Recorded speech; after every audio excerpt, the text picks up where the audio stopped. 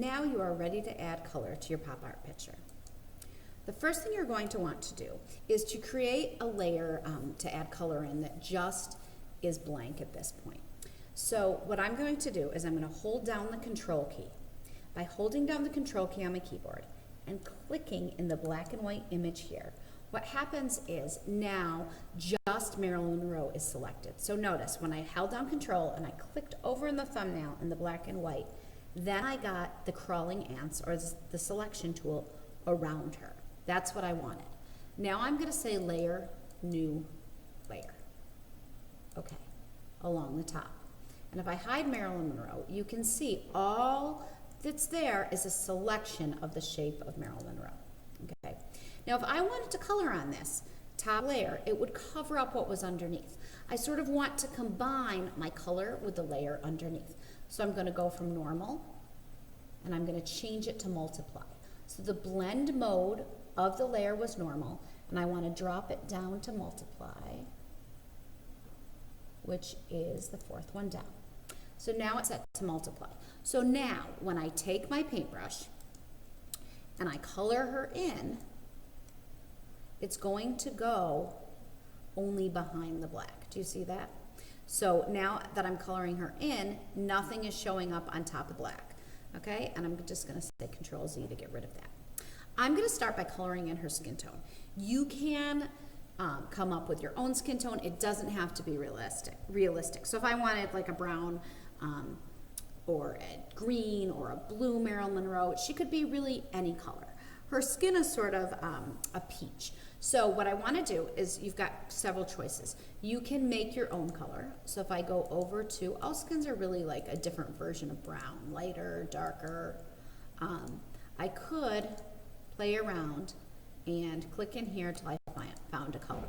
So that's not a bad color for her skin tone, and that would probably work. So I could paint that in. So I'm going to say view, zoom in, okay? And I could make my brush larger. Right now, the edge is sort of frayed. You can change brushes. There's many brushes up here. So you want to find one that works for you. So I'm going to go through and I'm going to paint in her face. I definitely would zoom in to work closer. I'm going to try to avoid the teeth because I want them to be white. But if I couldn't avoid them, it's pretty easy to go back in and erase them later on. So I'm going to go ahead and color in her face. At this point, I can probably make my brush even larger, okay? Not that large. Maybe that large. Don't work that large, please. Okay. One problem with demonstrations is I always want to be able to show you a lot and work fast, but at the same time, I want to show you that you really do need to take your time on things and work precisely. Okay, so now I've got a skin tone. If I had wanted her, let's say you're doing someone and you want their exact skin tone, how would you get that? What you would do in that case is if I hide this layer, the color layer, I'm hiding the black and white, and I'm going down to the bottom layer. Because remember when we saved that, I said you might need that at some point. If I take the eyedropper tool, you can grab any color. So if I wanted to grab the red of her lips, you notice now I have a red in the top of my colors.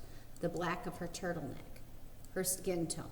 But keep in mind, especially in a picture, like look how dark it is down here by her jawbone, okay? Over here, it's going to be super dark because she's got so many shadows on her face. So you could choose sort of a middle of the road color if you wanted to do that. But I'm going to hide that and go back here. Okay, now I'm going to do a color for her hair. Keep in mind too, it does not have to be realistic.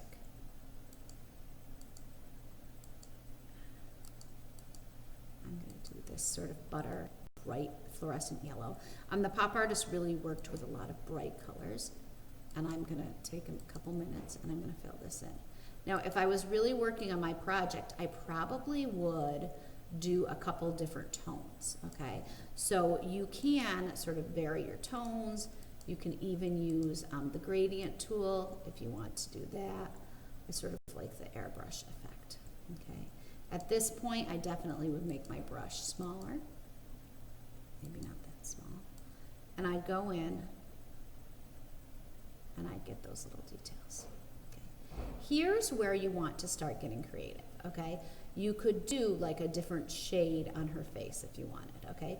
You could add some color in her eyebrows and in her eyeshadow. So I'm going to view, zoom in, so I'm much closer, okay? And the first thing I want to do is I want to erase out where I colored in the eyes, because I definitely want her eyeballs to be white. So I'm going to take the eraser tool, okay? I'm going to look at the size. Right now it's way too large. I'm going to make it smaller, okay?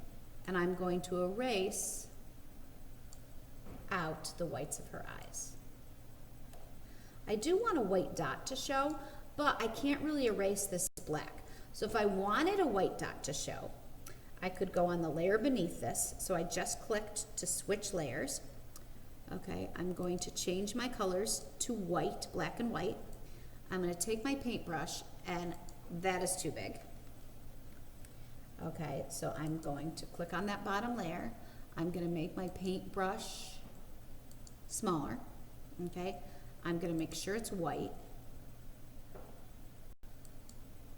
And I'm going to add a white dot in. This and this. Let me go backwards. Now, as you work, like, things are a process. It's not something that you are just going to get right the first time. It's sort of about figuring things out. Okay, so there are my white dots.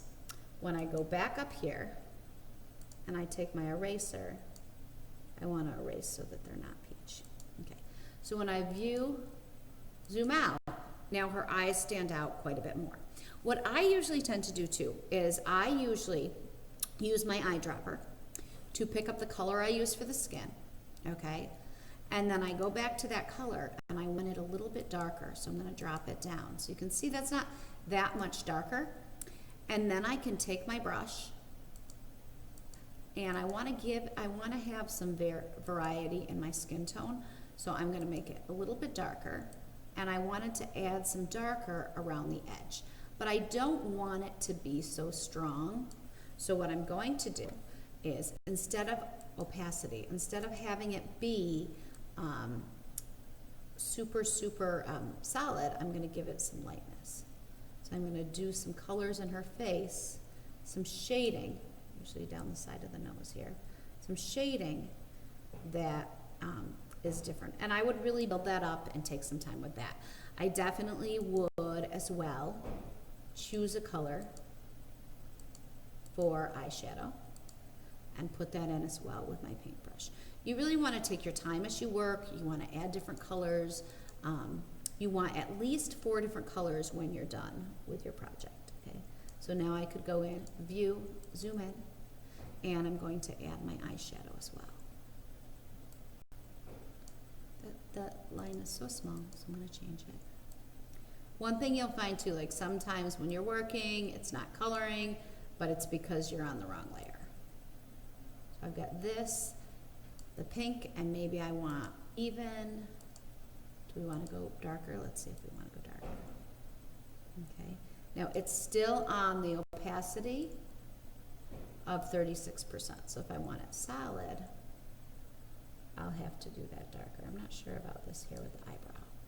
Okay, let's see, view, zoom out. Okay, yeah, that sort of looks neat. So I'm just gonna keep working with that and add colors. So what you're gonna do today, quick recap, is you're gonna hold down Control key and you're gonna click in this layer to get those crawling ants. You're going to create a new layer and you're gonna make it set to multiply. If you don't make it to set to multiply, look, that's what you have. Not pretty, okay? So you want to make sure it's set to multiply so that your colors can go behind the black. As you work, say File, Save, and you want to finish up the color today so that next time we can add a background and a shadow.